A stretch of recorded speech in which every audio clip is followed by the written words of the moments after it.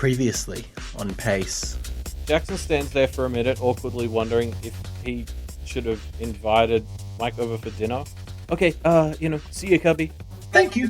I would really like to know how Jackson's not date went with his neighbor, Mike. He was in bed when Mike showed up.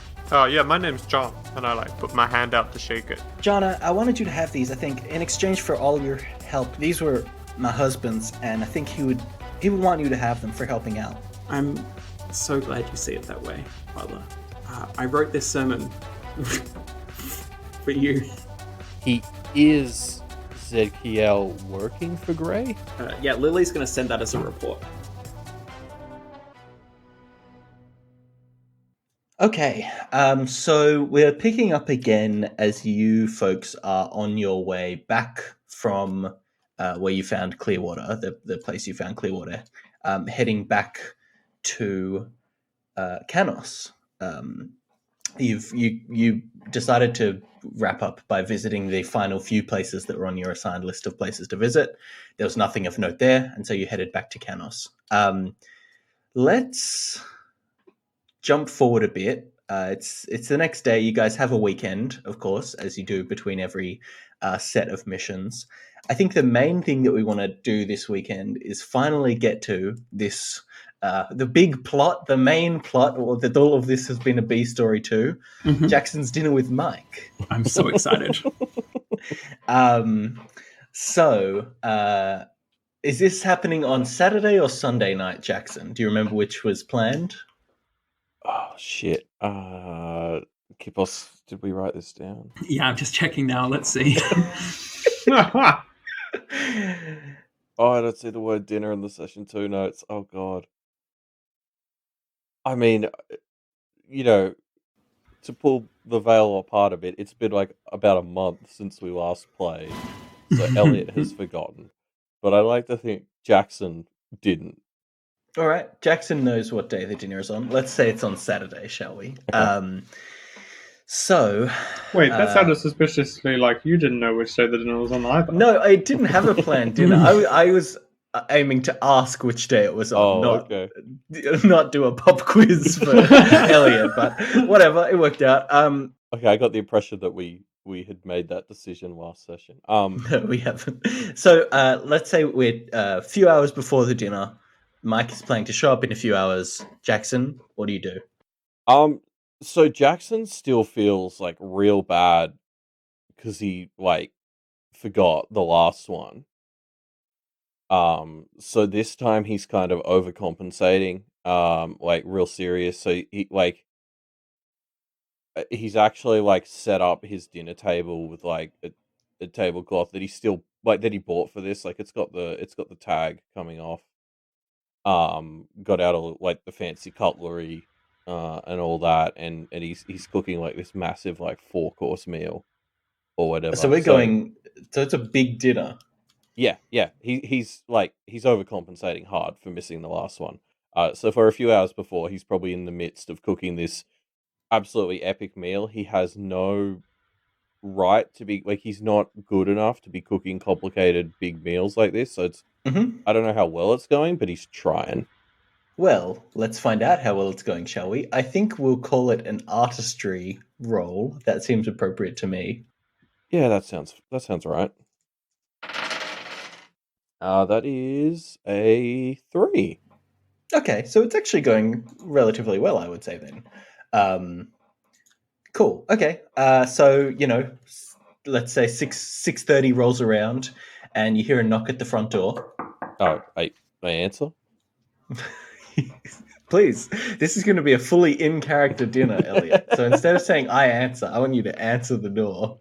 Well, I open the door, but he doesn't say anything first. Mm-hmm. So you open the door. You see Mike. He is standing there in a pair of jeans, slightly worn pair of jeans, and a shirt, a button-down shirt. Hi, Jackson. So Jackson has, as I said, overcompensated. He's fully suited up. He's oh god, not in black, a suit. You're not saying. Black tie, but okay. One step below. Hi Mike, come on in. Hi, Jackson. Are we expecting more people? No, sorry. I just, I wanted to make sure there are options there. There's good stuff to eat, right? Like, I didn't want to cook something and you didn't like it, right? Sure. And he kind of gets a bit of a small smile as you shepherd him in. What happens first? Do you shepherd him immediately to the dinner table? Are you guys having some drinks beforehand? What's the plan for the evening? No, yeah, he gets sent right to the table and poured like a very big glass of like nice wine that Jackson had ready. He's clearly like run through this in his head a bunch, Hmm. and he's just like sort of entered autopilot mode and is like doing it. So I want to get a bit more info on this because Mike is, I think, in his head starting to think that this might be a date without him realizing. Um, what's the decor of the room like? Like, are there candles around? Is there anything else that would add to or dissuade him from that notion? I'd say there's maybe like a bit of low lighting, but that's not actually one of the intentional things on Jackson's part. He just leaves them Right. like, he's the kind of nerd who doesn't get out much, and he has the lights a little bit low anyway. But it is just like Mm. the ceiling lights. I don't know, if those are neon or whatever in the future, but Okay. just Yeah. Space regular neon. Yeah. lights. Yeah. Okay. So yeah, Mike sits down and he starts looking over the feast that you've prepared. Oh wow, Jackson, this looks wonderful. This looks delicious. You didn't need to go all this effort just for me. Oh no, man, it's fine. I fucked up last time. Like this is me. This is me doing it proper. Wow, it's a real feast. Yeah, So yeah. how are you? How's work? I mean, like work is fine. The last week was sort of pretty stressful, and he sort of subconsciously puts his hand over his fucking bullet wound that I remember he Hmm. got. Um, yeah, and he's like, yeah, I don't think we quite finished everything we needed to, so I'll probably be making up for that next week. But yeah, well, it's it's my job. Fair enough. Well, I hope that heals up soon. What Seems about like what about you? um, I'm going to take a pause here. You guys are kind of chit chatting, making nice chit chat. We'll come back to this in a moment. I want to cut away to an interim scene. Lily asleep, Mm-hmm. early in bed, only 7 or 7:30, but it's been a tiring week. Um, you're asleep and you have a dream, Lily. You have a dream. Mm-hmm. Lily, you find yourself back in Clearwater, sitting in the church. Father Turner is there and he's delivering a sermon, preaching the gospel of Zedkiel. And you have this sense that something is wrong.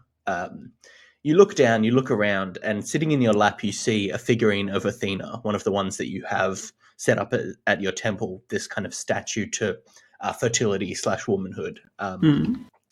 You look down at it, and around you, as you look down, Father Turner continues to praise Zedkiel, and the congregation around you is beginning to chant Zedkiel's name. You look down at this feminine figure, and you don't quite recognize it. You feel like you should know it from another life, but you don't quite recognize it. Before you look up and look around at the townsfolk, a tear starting to form in your eye before you quickly wipe it away and start chanting Zedkiel's name. Praise Zedkiel. And then you wake up in a cold sweat. Ooh.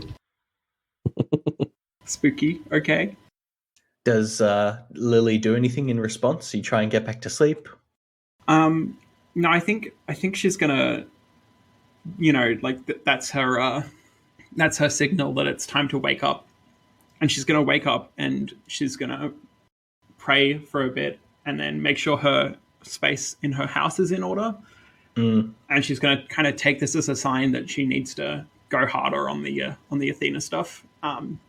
So she's going to duck down to Space Bunnings to grab some paint and stuff, and she's going to head into work to find that room, the secret room. Okay. And she's going to try and spruce it up a little. So it's early in the morning at this point, maybe like 3 or 4 a.m. But you go to a 24-hour Space Bunnings and your access card to the station. The station's open 24 hours. Obviously, it's just kind of skeleton crew throughout the night, but you head in and kind of get into this secret little area and start putting Athena-related things around, painting some sigils and insignias and stuff. And also just tidying it, because it seemed a bit dodgy last time. And she would like to make sure that she gets a space snag at Space Bunnings. Yes, of course. All right, let's jump back to this dinner, shall we? So you just asked Mike about how his work is going. Well, I'm retired, Jackson, obviously, but it was fine, and I'm finding time to feel it's, now that the family's all doing their own thing and my daughter has her own family, it's quiet. It's quiet around, for sure. It can really, sometimes the quiet can be really loud, Yeah, I mean, I don't have much of that. I kind of have the opposite problem, but Sure. no, I know what you mean. Yeah. But yeah, this food, I mean, it looks delicious, and he kind of starts picking at the food in front of him. What are these? So how many? You said there were like 3 or 4 dishes? Yeah. God, I didn't think what they were going to be, and you're going to put me on the spot now, aren't you? Of course I am.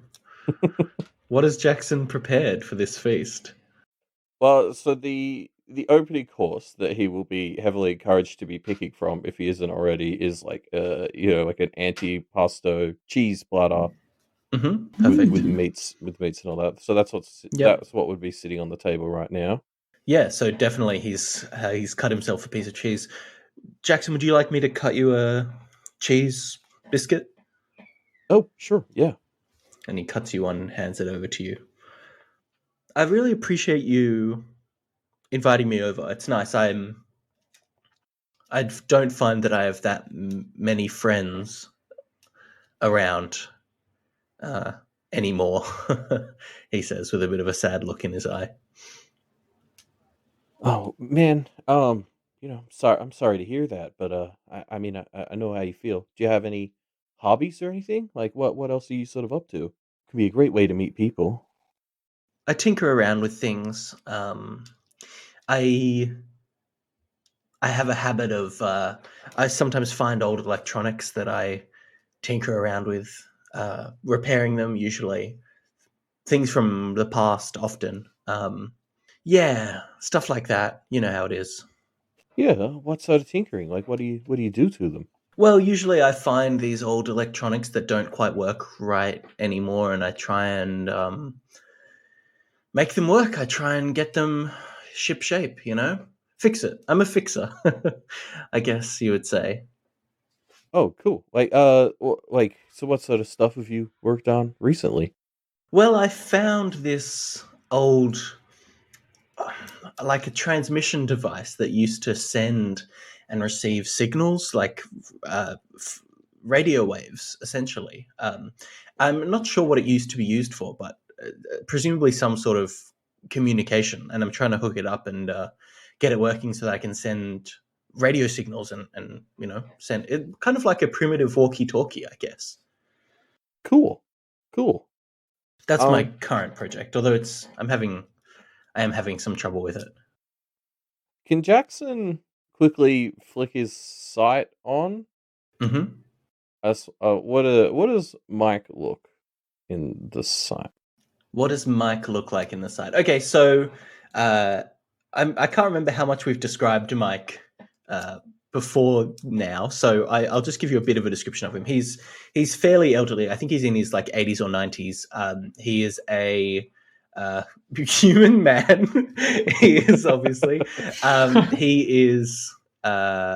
Best plot twist ever would have been for you to reveal that he wasn't. You turn on your sight and you see these tentacles seeping out of him. It seems like a fairly standard guy. You see, not that much is different to him. He has this. I mean, usually with your sight, you can determine, how aware of the practice somebody is. How Yeah. If there's anything strange going on with something like their connections or their aura. Mike definitely isn't just a regular person. You don't get the sense, you're unsure if he's like just been kind of touched by some practice, or if he like used to be a very active practitioner, has kind of retired from it a bit, or what. You're not quite sure, but he's definitely not just an unaware, innocent kind of vibe. You looking over him, you see a lot of withered connections coming out from him that have just kind of fallen away. Almost like like ropes with very frayed edges that get quite thin, and some snap, some are still, struggling along with this very thin thread that looks almost sickly, but some have completely been snapped off. You get this kind of strong sense of loneliness from him. A kind of dark patch over his heart that you see, and another dark patch kind of lower down just over his left hip. And that's what you see. Okay. And so to be clear, you said not properly aware. I got a bit confused by the phrase. So he's definitely not innocent. Yeah. Okay. He's you can sense that somehow he is involved with the practice, whether that's being like touched by something powerful, or even just like a practitioner that hasn't practiced in a long time. You're not really sure, but something like that. Okay. I'm trying to figure out if Jackson has enough information then to start talking about the practice or not. I will leave that decision up to Jackson. No, I don't think he would. I think he's maybe a bit too cowardly and worried that this guy's just unaware, and that would be too much. So yeah, I think he just goes to get the second course, okay, which is a pumpkin soup. While you're getting the pumpkin soup, let's jump to Roman, also asleep, and also having a dream. Roman. Oh, I'm having a dream. Okay. Roman, you are standing in this dream on the street outside your apartment. This is something that you sometimes do, people watching. Normally you would do it from like a cafe or something, but in this dream you're just standing on the street watching people as they walk past you. And there is a sea of faces that you don't recognize. Suddenly, you spot a familiar face coming through this sea of people towards you. It's Jewel Whitaker, the farmer from Clearwater that you had a nice time with. She is walking up the street, and she's clearly looking around for something. You see her kind of poking her head into side alleys, looking around street corners, looking around kind of wildly, a bit of a manic look in her eyes. I start waving at her frantically. You start waving at her. It seems to have no effect, but she is still moving towards you slowly. As her eyes pass over you, there is just no recognition, but she is still moving towards you as she's looking. Can I run up to her and try and like grab her arm or something? You run up to her and grab her arm, and she looks at you surprised and says, "Can I help you? Or I'm looking for somebody. Can you help me, maybe?" Oh, do you not remember me, Roman? No, but I'm looking for somebody that I met. His name is John. Do you know him? John? I don't believe I know a John. Okay. I think that's the fake name you gave, by the way. Oh. I was like, I have obviously forgotten something from the previous session. And then Roman thinks for a second, and he's like, "Oh, I'm John." What's she saying reaction? She shakes her head. No, I'm looking for John. You're Roman. And shaking her head, she moves on. And you attempt to chase after her, but she's already lost in the sea of faces. And you wake up confused. Okay. That's very weird. I can only assume that this is some kind of bad omen for lying about my name, as Elliot has tried to suggest by kicking me under the table in chat. And now I'm concerned that I can not lie in dreams, but maybe that's a discussion to have with Elliot later. But yeah, I'm going to assume that I should just stop lying about my name. And that's why she was so confused about who I was. All right, let's cut back to this pumpkin soup. Mike sees you bringing in this pumpkin soup and smiles the widest that you've ever seen him smile in your entire life. I love pumpkin, Jackson. How did you know? I'm gonna be honest. I didn't. I like pumpkin. Okay, that's interesting. It's funny. You can live next to somebody for all this time and never know that you both really like pumpkin. I guess. Sorry, just excuse me for a second, Jackson. He says, and he gets up. Where's your bathroom? I'm not familiar with the layout of Jackson's apartment. But Jackson is, presumably. You point it, yeah. And he heads into the bathroom, and you head off to start serving up the soup, I guess. But he's in there for a while.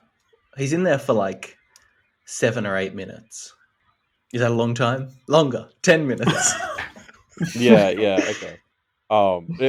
Okay, we've reached the point where Jackson goes and sort of quickly knocks on the door. It's like, hey, Mike, everything all right in there? Yes, sorry. I'm fine, Jackson. Yes, I'll be out in a moment. My apologies. No, it's cool. Just making sure everything's all right. Okay. Jackson believes him and goes and sits back down next to the cooling soup. And about 30 seconds later, Mike comes out. You can see his forehead is wet, either with sweat or he's washed his face. And he sits down. And he silently starts tucking into his pumpkin soup. Okay. Yeah, I mean, Jackson's just going to sort of start awkwardly slurping up his own soup. Give us that sound effect. Oh, that was good. That was really good. Yeah, that was really good. Impressive. The dinner has gone quiet. You know what I mean? Like, yeah. Mike was obviously making a fair number of attempts to initiate conversation, but seems preoccupied. Yeah. Hey, man, do you have somewhere you need to be or anything? Because we can like reschedule the rest of this or something. Like, you seem like you've got somewhere you need to be or something. Maybe I do. I'm sorry about this. Can we? I mean, let's not call it a reschedule. Let's just say we'll do this dinner again soon. Yeah, sure thing. Yeah. But just hold on a second. And he quickly rushes out of the door and goes into his apartment, leaving the door to your apartment open. And after about 30 seconds, he comes back in and he's holding something. And he holds out a key to you, Jackson. And he says, now that we know each other a bit more, I thought, I don't know, maybe this is too much, but it might be nice to just have a neighbor who has a spare key in case of emergency or something. And he kind of holds the key out to you. Yeah.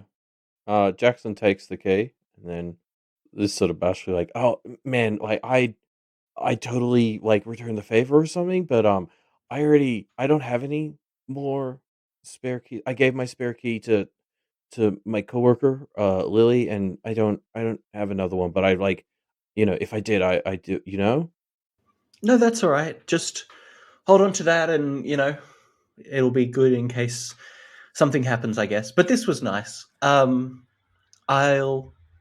Let's do this again. Definitely. Yeah. And Mike heads back into his apartment. This is the most suspicious shit ever. And thus ends the weekend. Does anyone else have anything that they were hoping to do this weekend before we get back to work on the following Monday? Nope. No plans. All right. And with that, the weekend is over. You all head to sleep and wake up Monday morning, and you start to head into work. Who arrives at work first out of the three of you? I think Jackson gets a lift with Lily from memory. Okay, so Jackson and Lily, you two arrive, and you head into the building. Kind of, this is rote enough for you all now. You've worked there long enough that this is just a habit of walking in, giving a quick hi to Cubby, and heading to your desk, waiting for Reuben before you start to get your assignments. So you head in, you start to go through, when suddenly something is off about your routine. Something's changed. The thing that has changed is Cubby is no longer at the front desk. Oh no! Where's Cubby? Did he get fired?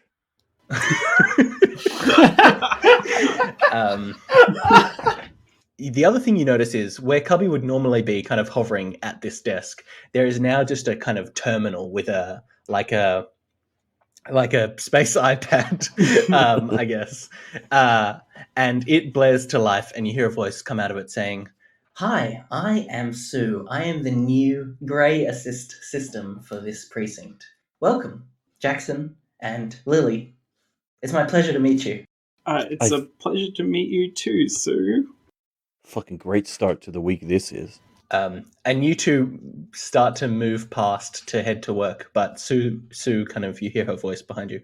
"Oh, sorry. As part of new security protocols, Jackson, Lily, even though, of course, I recognize you two and know that it is you, I will be requiring you to sign in." And the lights around this space iPad blink a few times. I see. Is there like a pen or something we need to go up? It's a touch screen. I don't know how out of touch with technology Jackson is, but there is a touch screen input on this space. Let's call it a grey pad. Oh. Just to really rub the analogies on. So Jackson signs in using his name and then also writes "Bring back Cubby" under his signature. Okay. Yeah, Lily will sign in while being incredibly suspicious about this, because she was pretty sure we did not have room in the budget for anything with curves. Mm-hmm. Yes, that was true. I guess while this is happening, Roman, you arrive as well. Might as well. What happened to Cubby? Right? As part of a routine upgrade, all of our autonomous systems here at the net have been upgraded. I'm Sue. I'm pleased to be helping you sign in and manage security for this precinct. Are you sure you're not confusing the terms upgrade and downgrade? I am sure, yes, Jackson. That is, I'll be honest, a little bit offensive, but, I'll accept it. Jackson, please be polite to Sue. I mean, it's a robot. Like, it's going to be nice to me either way. I believe that Sue is an AI. Yes. Wait, no, we've got an important question here. Where did Cubby go? I am not sure of the answer to that, I'm afraid. My purview is the desk and security and signing people in and all that stuff, Roman. If you'd like, I can maybe find out who the right person to talk to would be. Yes, that'd be excellent. Okay, I'll look that up for you. I'm sure you all have a lot of nostalgia for Cubby. Was that Cubby? Interesting. Cubby, I wasn't aware that was what it was called, but I'm sure you all have a lot of nostalgia for Cubby, but I am honestly delighted to be here working with you all, and I hope you all can come to recognize me as one of the team in time. I hope so too, Sue. Jackson doesn't say anything. I look at her in my sight. I sign my name, and I sign my name as Remember the Cub. Remember the Cub, nice. Okay. Is that an Expanse reference? Yes, I think it is. It is. Okay, I've good. been watching this season again. Yeah, nice. Oh, God. Sorry, Lily. Yes. I think we stepped on something you were doing there. Yeah, I was looking at her with my sight. Okay, you turn your sight on and you look at... I should say again, there's no body here. It's just the grey pad, which has been lighting up and emitting this voice of Sue. And you see there's like a kind of a camera next to it as well that is kind of swiveling around and keeping an eye on the entrance area. Looking over this area with your sight, you see very, very vaguely, you see a kind of broken silhouette of a person standing behind the desk. I don't like that. That feels very wrong. Yeah. Cool. Yeah. All right. So Sue welcomes you in, and you head in to the briefing room where you would normally get your assignments for the week. But this time something slightly different is happening. Everyone, instead of sitting in their chairs, everyone is crowded around this podium where Delaney usually stands and calls people up to give them their manila folders full of coordinates and details. Next to it, there is a small folding trestle table set up with a number of like little boxes on it. And everyone's kind of crowded around as Delaney is talking to them. And as you walk in, Delaney Garland shepherds you over and says, "Isn't this great? As part of a new initiative, Greytech has started supporting a lot of the government and bureaucracy kind of systems and has been donating new comlink devices." And you guys all look down at your old Greylink 7s and then over at the box of what you now realize is a number of Greylink 9s. And you all kind of sign your name and get given a Greylink 9 as you head to sit down. And around you, the room is chatting about all the cool new features. I believe we talked about the AI companion feature on the Greylink 9s, as well as the suite of health and fitness tracking systems. Mm-hmm. On the box, you can see there's a bullet-pointed list of all the cool new features that exist on the Greylink 9s that you are all given. And as everyone starts to hurry in and is given their Greylinks and sits down, Delaney stands up and starts, as usual, calling forward the groups to receive their instructions for the week. You guys, from habit, you guys know that you have a little bit of time before you're called if you want to make any side comments to each other. I don't want to come across as heartless, but we're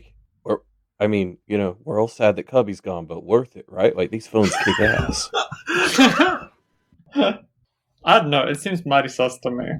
There is a decent amount of suspicious things happening, I would say. No offense, Sue, if you're listening. Lily, sometimes, good things just happen. You hear Delaney call out, Valdo, Daniels, Mars, and you three head up. And she gives you, she hands, as always, she hands this folder to you, Lily. Mm-hmm. And as she's doing so, she makes eye contact with you and says, "Can you three come and talk to me later today before you head out?" Wonderful, Delaney. I was actually planning to ask the same thing, if we could have a chat. So, is this about Cubby? Because I'm over it. Just come and see me later. Okay. I'll take that as a yes. And so, yeah, you guys collect your manila folder and start kind of looking over the things that you have to do this week. It all seems fairly standard, to be honest. A lot of visiting a place, checking on a thing. I mean, you know how it always seems. And later, while you're just kind of milling around before you head off, Delaney comes to fetch you, and she says, "Hi, you three. Can we speak in private, please?" And she shepherds you towards her office. Yeah, I suppose we follow. Are we in trouble? She does not respond to the, were you saying this to her? Or? No, I'm whispering that to the others. And I'm also questioning whether we actually got through all of our work last week after our little 4-day excursion to... Okay, cool. You did. You still managed to. You got in quite late on Friday evening, but you got through all your work. Cool. She shepherds you into her office, and you three sit in front of her desk. You guys don't go into her office that much, because usually it's a sign of somebody being in trouble. So you kind of take this moment to look around. It's quite nice. It's fairly minimalist. There's some books in a small bookshelf over in the corner. There's obviously a Greytech computer that's sitting on her desk that she uses to conduct bureaucratic affairs. And sitting behind her on a kind of small... I would say the one thing that doesn't fit into this kind of minimalist aesthetic is on a kind of mantle behind her on this small little mount, a small little kind of metal structure is a skull that is sitting there. Looks like a human skull, kind of above everything. And she closes the door and kind of shuts the blinds to her office. And you see she actually takes a while to do this and make sure that the blinds are fully closed before she sits down and looks at the three of you. So to clarify, there's no decommissioned cubby sitting on any of the surfaces? There is not. That we can see? No, there isn't. She sits down. You three. This is a difficult one to bring up, she says. And then she looks over at her computer and she goes and unplugs it as well at the power. She bends down and unplugs it from the PowerPoint and then kind of turns back to you. Did you have that turned off already? Because it's like really bad for them if you don't shut it down first. It was already turned off. I thought we would take precautions. Okay. And she looks down at the three of your wrists where there is you still have your old Greylink 7s, or have you set up your new Greylink 9s yet, I guess? No, not yet. Okay, you have your old Greylink 7s then. Yeah, I think we're still in progress at best. It takes a while. You got to get all your apps in the right spot again, and yeah. I start turning off my Greylink. She says, actually, now that we've upgraded them, I can take your old Greylink 7s if you'd prefer, and dispose of them. Is there an option to keep it? Why don't you let me hold on to it for now, and if you want it back afterwards, we can do that. But I'm sure you'll be very happy with your Greylink 9s. I'm going to also turn on my sight. Okay, you turn on your sight. So here's what you see. One, you've kind of known this for a while. Delaney is a practitioner. You haven't actually ever spoken to her about practice-related things because you generally try and keep that on the DL, but you clearly know that she is. You also see there is a lot of energy around this skull that is mounted on the wall behind her. Yeah. Something's clearly up with it. You don't see anything off about your Greylink 7s or anything kind of special about them. Is there anything else you're specifically looking for? Also at the Greylink 9s? Nothing seems off about them yet. Yet. Yes, I mean, we'll get to it, but yes. Wait, did we know that Delaney was a practitioner before this? Yes, you did. Okay. Or definitely Jackson and Lily did. Roman, this might be news to you. I'm not sure. Okay. Are there any like direct connections from the outside in, like as if someone's trying to listen in? No. And actually, you note that your connections that would be going from inside out also seem to be getting stunted at the entry to Delaney's office. Cool. That's what I kind of assumed was happening when she was doing that, but good to have it confirmed. I would like to take your Greylink 7s so that we can replace them. Yeah, Lily takes off her Greylink 7 and hands it over. I actually have a friend who might like get a kick out of this, and I haven't finished transferring all my data over. So like, okay, if you'd like, I can. Well, actually, that might be a problem. These are issued by the net, and so there may be some security issues with giving them over to civilians. Why don't I hold on to it for now, and if it's cleared, we can resolve that later. I can give it back to you afterwards. Is that okay? Okay, yeah, sure. Perfect. Roman? Yeah, I hand mine over. And she puts them in a small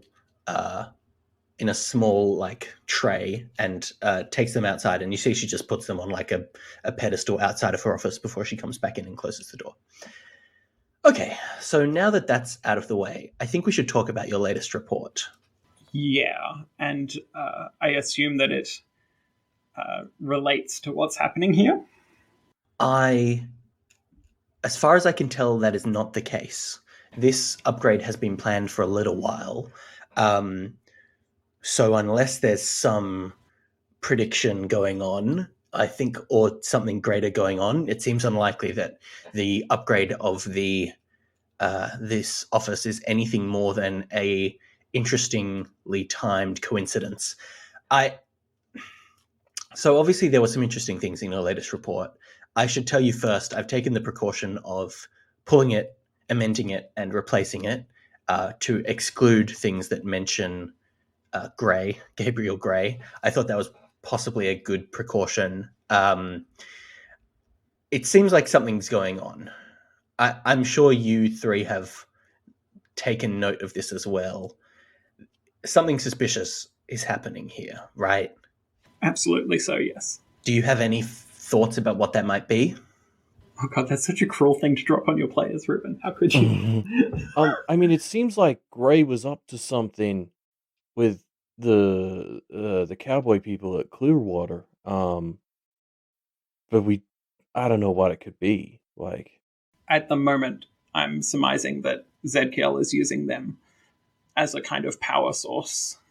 But why Grey was involved and they left Baxter there, I have no idea. Like, whether this goes deeper than just, like, capitalist bullshit to sell phones, we don't know. Roman, do you have any thoughts? No. I just look at Lily for guidance. Okay. So, yes, I think something strange is definitely going on. I don't exactly know what, and I don't know whether it's our place to do anything about it. I wanted to take the precaution, since a lot of our systems are heavily integrated with Grey Business Suite, I wanted to take the precaution of removing mentions of him to your report, although I should note that that report was still in the system for a time before I amended it, so we're not fully out of the woods there. I think I would encourage you all to go on about your jobs as normal until we figure out what we should do here. Yeah. Part of that, I think, is I'm sure you're all reluctant to be using your new Greylink 9s at the moment. I would say, in an effort to make sure everything seems normal to a casual outside observer, I suspect it's necessary for you to use them. Be cautious about what information you put on them, though, I would say. Of course. We may perhaps have to primarily share some reports in a format such as this. Yes. She reaches over and opens a drawer and pulls out a brochure. So I'm not sure if this would have been in your standard, orientation packs, but I think it's worth reminding you of some of the common tips and tricks that you might want to use. And you look down at this brochure, and it's got a picture of a computer with a face on it, like an old school CRT computer with a face on it, and it's got like a temperature coming out of a thermometer coming out of its mouth, and the heading on it says "Data Security and Privacy: The Do's and Don'ts." And she hands this pamphlet to each of you and says, "We had some problems with people using their personal devices for business and vice versa, so we made this pamphlet up, and I thought it might be useful for the three of you at this time." Cool. Of course, man. Yeah. Thank you. Good luck with your missions this week. Thank you. Cheers. Also, do you know where Cubby went? I think it's just in storage somewhere at the precinct. Okay. I mean, it'll be in. I'm sure. I mean, it's been decommissioned, so either in the trash or in the storage somewhere. In the trash? Possibly. I mean, I don't. You guys know that I don't do janitorial stuff around here and things like that, right? Sorry, of course. It's okay. We'll go find the janitor and sort this out with them then. Okay. And she kind of looks at each of you in the eyes before you leave and says, "Okay, good luck this week." Thank you, ma'am. All right. And she opens the door for you, and you all head out, picking up your new Greylink 9s along the way. And you see her, as you leave, take this tub which had your Greylink 7s and carry it into her office and kind of put it off to the side. You guys off to do your missions for the week? Anything else you want to do before you head out? Where's this janitor at? Yeah, I am not going to lie. My B plot for this is to get Cubby so they can live on our ship. Okay, so I guess you guys are going to head to, well, I'm going to say, let's have all of you roll connections to see if you are friendly enough to have met the janitorial staff around the outreach net. I feel like Lily might have, because she does take pride in that kind of thing, but give her a roll as well. Yeah, let's call. I got a -1. Yeah, same. I got a 4. Okay, then Lily, I think you have met the custodial staff. Roman and Jackson, you have never bothered to take notice of them, I guess. You have met the worst. Yes, Lily, you've met the custodial staff a few times. You've had interactions with Michelle, who is a cleaner. Sorry, I should clarify, because this is an audio format. That is spelt like French Michael. You know, it's a man. But you've had some interactions. Oh, Gilmore Girls. Sure, Gilmore Girls. Yeah, I mean, I haven't seen it, but I'm sure there's a character on that named Michelle. Yeah. So yeah, you've had some interactions with him before, but you haven't seen him around today yet. Oh no, he's been fired. Oh, Well, why is that your first assumption, both of you? I'm just paranoid like this. I grab him, I grab a coffee, like of his favorite sort, from the canteen area, and I head off to find him. Okay. You poke around trying to find Michelle, but you what time is it? No, okay, I think you'll find him. You do find him. You find him. He's cleaning out one of the holding rooms that rarely get used. There's like one or two holding rooms here that are almost never used because there are like 0 times when you actively find prisoners that you bring back from these journeys. But he is kind of just checking in on them, dusting them, making sure that they're like up to snuff when you find him. So I'll say like, "Good morning, Michelle," and I walk up and Good morning. Hand him the coffee. Thank you. And I do like the very European kiss on both cheeks kind of greeting thing. He leans in and kisses both cheeks as well. Sure, why not? And is that what he says? No, that's what I am thinking as okay. Michelle, do you remember the sign-in robot from the front desk? Could be. Yeah. Do you happen to know where he's ended up? Because we were thinking he's a good. Look, honestly, we really like him. And it would be a shame to have him waste away, in the trash essentially when he could be, fixed up and brought along. Yes, he is in the garbage. I'm just going to drop this accent now. I hate it. Yes, he's in the garbage. Yes, I cleaned up. I took him out when he was decommissioned. Do you reckon you could give us a quick hand finding him? I'd owe you a favor. I can. Yes, look, let me tell you what I'll do, Lily. So the garbage has just been taken out 2 days ago, so it won't be taken for another 9 days. And we keep it locked up. But what I'll do is... Sorry, our garbage gets taken out on an 11-day cycle? Yes, that is standard. Oh, yeah, that is the standard cycle, is it not? I'm honestly not familiar, but it's weird. Well, was it you who went to college to study janitorial sciences? I think not. I'm sorry, man. I'm sorry. Okay, we're cool. We're cool. What I will do is, when are you expected to return? You are going to head out on your missions for this week. Yes, we're heading out later today. Yeah. What I will do is, I will make sure that Friday evening when you return, that the garbage area is unlocked and you can head in and find Kubi. Magnifique. Okay. Is there anything else I can help you with, Lily? No. That's more than enough. Thank you so much, Michelle. You're most welcome. And he leans in and does the triple cheek kiss again. Yeah. Before you head off. One thing I did want to look up that I forgot for a moment there, and now I've remembered. In session 1, when we went and found the ship with all the space pandas, yes, was the ship curvy? And was there any note of grey stuff on there?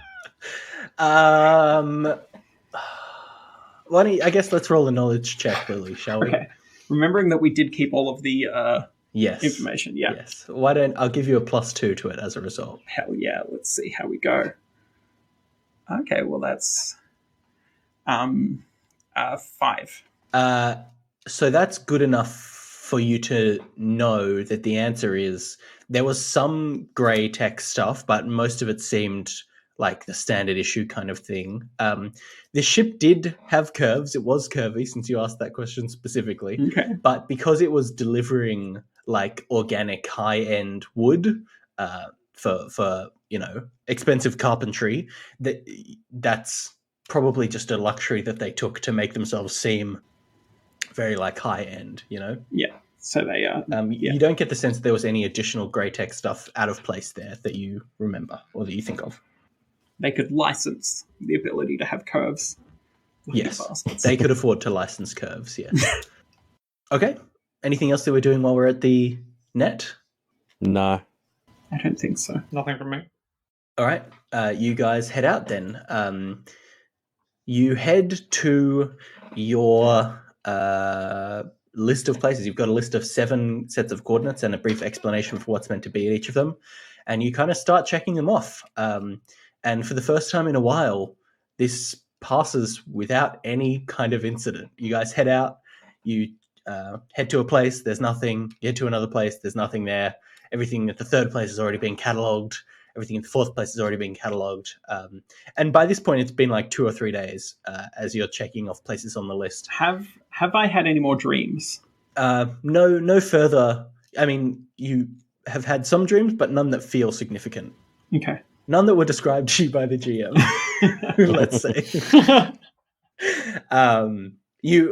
Lily, you have a dream. You're some form of sentient ice cream sandwich. Oh, awesome. And there's this giant mouth is slowly working its way towards you. And just as it's about to eat you, you wake up. And you're confused by what Athena is trying to tell you. Lily notes it down in her dream diary. Yeah. I mean, you guys have this opportunity as you're kind of checking out these mundane places to discuss what you want to be doing. Nothing much is happening. You have been given specifically the instruction by Delaney to, at some point on this trip, power up your Greylink 9s and set them up. Instead of doing that straight away, Lily is going to be spending some time with her sight on, just kind of like staring at herself in the mirror and like looking at the other two and just kind of searching for that fog that we saw. She's just like a little bit paranoid that like that's what's happened. Okay, roll a practice roll for me. Fucking hell. +1. You don't notice any signs of anything out of the ordinary between you, Roman, and Jackson. Okay.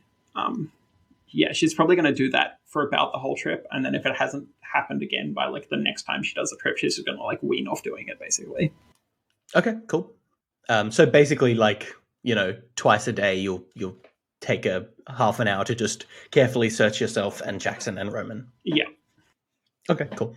Roman, Jackson, you two up to anything while you have all this time to kill? I set a photo of Cubby as my wallpaper on my Greylink 9. Mm-hmm. Oh, so you've But I don't think I've up. actually got a photo of Cubby. So I think I just find a photo of another AI bot that looks similar. Cubby is basically just a cube with LED screens. So you find, I mean, I think you can find just a picture a cube. of that. Well, that's what he looks like, let's say. And you kind of Photoshop a smiley face onto it. But yes, otherwise I've set up my Greylink 9 completely while following the security guidelines handed to us. Let's act that out, because as you set it up, one of the first things that happens is you select a language, presuming you select Space English. It automatically detects a time zone and confirms that this is the correct time zone. And then the third question that it asks you, Roman, is, what's my name? What's your name? What is my name? I look over to Lily and Jackson. I'm like, did you guys get this question on your 9 as well? I haven't set mine up yet. Yeah, Jackson is trying to set his up, because you know he, as sus as he is of Greylink stuff, he's mad keen on like tech, like, you know, he's a collector, and he's mad keen on this, but he's also shit with technology, so like he just keeps getting stuck with bits, and Roman's probably actually been having to help him a little bit. So how do I pick my language? I don't understand. He doesn't get like touch screens, like, you know, real boomer tech sort of. Where's the mouse? How do I click? Have you done that thing where you pick the wrong language and then you can't go back? So yeah, you've Sorry, yeah, I had to get Marlon's help to translate quickly so I can get back to English. So yeah, you I guess also get up to this screen then, Jackson, a little bit after Roman. Roman is kind of stumped by this and sees if you get up to the same thing, and you do. Jackson, your Greylink 9 also asks, "What is my name?" I think Lily will be watching this with sight on, by the way, because she's pretty suspicious. Yep. Well, we can't both call them Cubby. I'm going to go with Pentagon. Pentagon. I like it. And you see your Greylink 9 kind of starts to continues to process, and it says, "And you are..." My name is Roman. Roman. Nice to meet you. I'm Pentagon. I'll take care of the rest of the setup unless you have any specific preferences that you want. I look forward to working with you. I guess I look forward to working with you too. Well, thanks, Roman. And you see kind of systems continue to set themselves up on this thing. Oh, wait. Pentagon, I had a question. You see a loading bar stop. Yes, Roman. What's my current heartbeat? Are you wearing it on your wrist? Yeah, isn't that where I said Well, sure, I was just kind of checking, I guess. Give me a moment to measure. And just give me a moment to Google standard heartbeats. What is the normal heart rate? What is the heart rate? It depends on your age. It's beats per minute. Yeah, okay. Around like 80, 70. Your heart rate, Roman, is 82 beats per minute. Seems within standard limits to me. Oh, good. I'm happy you know what standard limits are. And then I point at, I look at Lily and Jackson, I point at the watch in my mouth. Look at this. Lily, you are looking at this as Roman Yes. has set it up, and you see with the sight some kind of awareness starts to flare within it as it is set up, and it seems to be exhibiting some forms of being aware. Okay. Jackson. I've got to come up with a name on the spot now. Sorry, pleasure to meet you. My name is... You can be Jackson Jr. Jackson Jr. I like it. And you are... Jackson Sr. Jackson Sr. Okay, perfect. Well, Jackson Sr., I look forward to working with you. And you. Question. Reuben, when you said awareness, was that aware with a capital A? No, a lowercase a. Right, okay. Yes, a lowercase a. The profile, the kind of like aura's profile of these things seems to mirror most closely innocence that you would see out in the world. Jackson Jr., I like it. Well, I'll take care of setting up the rest of these systems. Oh, Pentagon! Hey! And Pentagon says, "Oh, Jackson Jr. Hey, nice to meet you." "Oh, you too." And they kind of have a bit of a back and forth conversation as they're setting things up, respectively. I mean, Jackson takes his off while that's like he doesn't want that shit like going on. You know, like that sounds really annoying if they're just chatting while he's like going about his business. Fair enough. So what, we just take both ours off and just sort of like put them in a corner of the room together so they can chat amongst themselves? Because they seem kind of anthropomorphized, so he feels bad just muting it, so he just takes it off and like leaves it there. Oh, my apologies. We can catch up later if you have other tasks for me, Jackson Senior. Oh no, it's fine. You do what you got to do. Lily, you have still not set yours up, I'm assuming. Yeah. So after that's all done, and she's just kind of like watching all of the awareness like taking place through the site. She's going to go and like sit and pray and like hope for some divine inspiration, because Lily would like to imbue her AI with some like qualities of Athena. Interesting. Okay, let's make a practice roll. Okay. Oh, for fuck's sake. +2. You pray. You don't yet get a sense, without actually having woken up your Greylink, you don't get the sense of whether it's done anything or not. Yeah. Yeah. So at the moment, she's just going to be like praying and kind of hoping for divine inspiration a bit. But she has an idea of how to more solidly set that up come Friday morning, which is when she's going to set hers up. Cool. So you guys continue going on with all your missions, and it's about Thursday afternoon. You have 2 left, and you're just about to arrive at the... Actually, no, you've just finished the penultimate one. You have 1 left, which is right close to Canos, so it's kind of on your way back home. You're actually, of all of them, this is the one that is closest to the unknown. It's like maybe a week away from falling into the unknown based on measurements. So you're a bit nervous as you check it out, but there seems to be nothing there, and so you start to head back to Canos. Back to your next thing, which is quite near to Canos. On your way back, you pick up a ship. Who's flying? Is Roman flying right now? Roman, you pick up a ship on the kind of radar of the NTBC. Oh, I say beep, beep, beep, beep, and then I point at the screen. I say, hey, Lily Jackson, there's a beep, beep ship on the screen. Oh, can I tell what kind of ship it is? Can I do like a more detailed scan? A what? Sorry? A more detailed scan? Oh, a more detailed scan. Yes, you can. You can also attempt to hail it if you would like to. Jackson was just going to comment that they almost made it through the week without any bullshit. Indeed. Do you want to hail it, Lily? Sure. Lily's going to jump on the broadcast thingy and just send out a hail of greetings, unknown ship, warning you that you are near the possible borders of the unknown. Please respond if you need assistance with anything. It's worth, I think, touching on a question that may have been plaguing listeners up until this point, which is the question of how do you reconcile the fact that not everyone is a practitioner in this world with the fact that there's a giant memory leaking thing, which seems very suspicious.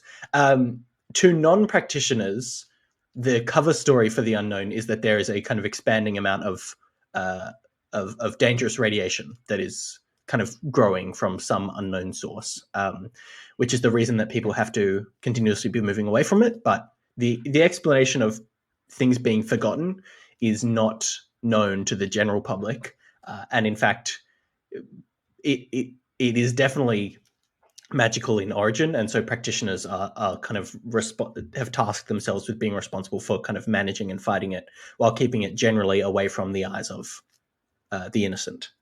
It's probably quantum stuff. Exactly. So I point that out, Lily, just because the unknown isn't referred to as such outside of practitioner circles. So I'll let you. We can take a step back and you can redo that hail if you'd like. Oh no, I look at her and I was like, sorry, you were muted. You're going to have to do that again. And I do like a 3, 2, 1 and point at her. Greetings, unknown ship. You seem to be quite close to the danger zone. I hate it that I used that, but that's okay. To the zone of danger, please respond if you need any assistance. It does not respond. There is no response. You note that there is actually no change at all in the ship. It is still flying very solidly, not towards you, kind of past you, straight into the unknown. Are there like automatic, pings or? Nope. Nothing. Do I have any way of tractor beaming it? No. You could theoretically... I mean, both your ships are moving at a solid pace. It's not yet at the point where you couldn't, crash into it, I guess, if you wanted to. But it would, with both your ships moving at pace, it would be very hard to do any kind of more complicated maneuvers than that, unless it actively allows itself to be kind of boarded or docked. Roman, do you want to take us closer in? Yep. Perhaps, visual range? Yep. Fly closer. Can I give it a wiggle so that I kind of get into its what I assume would be its vision window or something? Yeah, you kind of start making pace with it, keeping pace with it, and get into its visual range, and you can see it. I'm just going to stop for a second. Jackson, are you on the main deck watching with everybody else? Yeah, I think Jackson's come up for this. Okay, cool. You all see it, and it is a real clunker of a ship. It looks like it's about 20 years old and only maintained through very irregular kind of loose maintenance. You can see there's like parts that have clearly been welded on that don't belong in the ship and stuff like that. It is a bucket of bolts. Okay. And we're still not getting like any response. No response. Well, then I think this is Jackson's time to pop out and just be like, well, I mean, that's probably just a pile of junk. Should we just get back to work? Can I ask a question? Are you guys still transmitting? Is this audio of Jackson heard in the other ship or not? I think probably not. Yeah, I would have turned it off after Lily's first. Perhaps it's Roman... scary that might have been relevant. Roman, could you perhaps try and... Now, obviously, I don't really know your area of expertise, but could you, I don't know, maybe try and transmit something to them so we can get some information on what's happening there, if there are any life signs, anything like that? Okay, so I tap away at the screens to try and do some kind of like... So I'm guessing I'm looking for cargo, life signs of damage from its like emissions, stuff like that.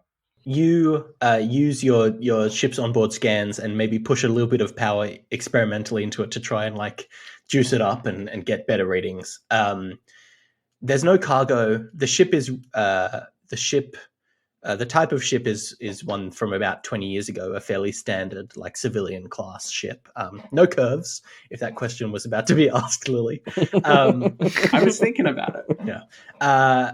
There is one life sign on board the ship, standing at what you can sense or tell is the controls. Okay. We can't teleport, right? No. I mean, I don't think so. How Okay. close are we? Fairly close. You can see the ship from where you are, but you're not like right next to it or anything. I'm gonna like turn my sight on and see if there's like, for example, a blinding light coming from, the cockpit-ish. There is not. With your sight, you what can you see? I mean, I guess it's hard for you to tell. There's no blinding light. You definitely sense that there is a person there. I guess you're too close away to pick out any finer details with your sight. But you can see this kind of loose aura permeating through, almost like permeating kind of through the hulls of this ship to your sight. Maybe if you were closer, you could sense more about it. How far are we from the unknown? Maybe like 7 days. This ship is going at a solid speed towards it, so maybe like 6 or 5, depending on its speed, but normal travel about a week. Okay. Can I maneuver closer to it? Like I'm talking like 50 meters kind of thing? Yeah, sure. You pull right up next to it. Lily, closer to this, you can make out, let's say you can make out some more details. Actually, you can't quite see the person, but you can see enough of the kind of magical auras around them. You can put together a bit of a profile on them. Mm-hmm. From what you can tell, let's roll a practice roll, actually, and see how well this goes. Okay. I was just thinking that she would... I think she's taking this one pretty seriously because it seems overly suspicious. And there is a great amount of information at hand. So she's going to close her eyes and sit down and like offer up a quick silent prayer and then say, to Athena, I offer my eyesight for the next 3 days. So to Athena, I offer my eyesight for the next 3 days in exchange for assistance in learning more, in seeing with a capital S, better, gooder. Good working on your words. Thank you. Yeah, so her idea is that, she's basically offering up her sight, small s, for a couple of days in exchange for a bit of a boost in the now. Okay. Things go a little dark for a moment, Lily.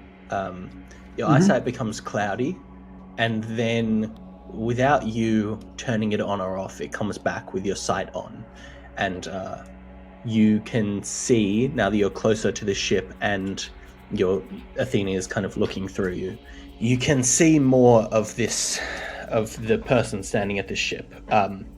Almost like it's almost like you're seeing them from like different camera angles, actually. Like you somehow are getting an angle to inside of the cockpit, even though there's no line for you to actually see that.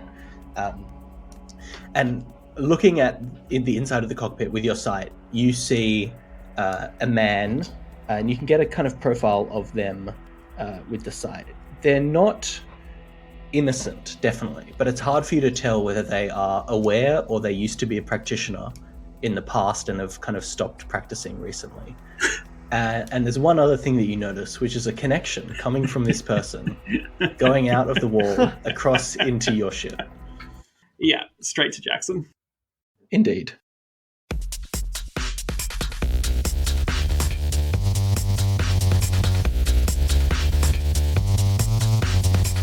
This episode of Pace was produced from the donations of the Duff Media community. For more, go to duffmedia.com. Thanks everybody for donating to make this show possible. Also thanks to our players, Elliot, Kippos, and Linus. And of course, Pace is based on the Otherverse setting created by Wildbow. Support him at patreon.com/Wildbow.